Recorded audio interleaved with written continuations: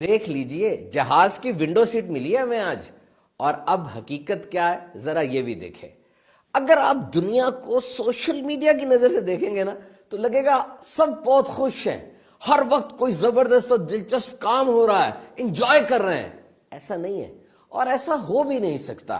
جو کچھ آپ بننا چاہتے ہیں سوشل میڈیا پر 2 منٹ میں بن جاتے ہیں۔ کیوں؟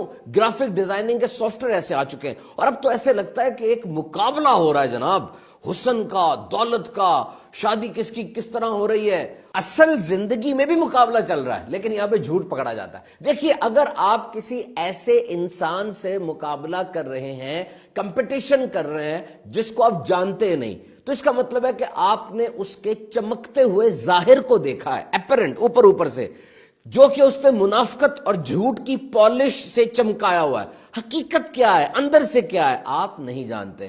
شہرت ایک بہت بڑا نشہ ہے، یاد رکھیے، ہر بندہ چاہتا ہے کہ اسے لائک کیا جائے۔ پہلے میرے سامنے بیٹھا ہوا بندہ، میرے رشتہ دار مجھے لائک کرے، اور اب سوشل میڈیا پر 10 لاکھ بندے مجھے لائک کریں۔ آپ دوسروں کے لیے جی رہے ہیں، ایک لا حاصل اور نہ ختم ہونے والے کمپٹیشن میں پھنس چکے ہیں۔ آپ سمجھتے ہیں کہ سوشل میڈیا فری ہے، اور فری کچھ نہیں ہوتا، اس کی قیمت آپ کی آزادی ہے۔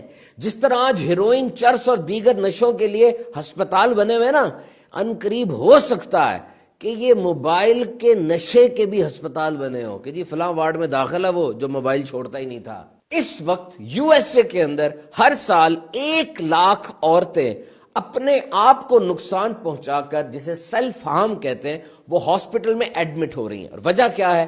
مس یوز آف انٹرنیٹ۔ ہاں جی، ماں باپ کی، بہن بھائیوں کی قیمتی ترین صحبت کو چھوڑ کر اگر اجنبیوں کے جال میں پھنسیں گے تو زخمی تو ہونا ہی ہے۔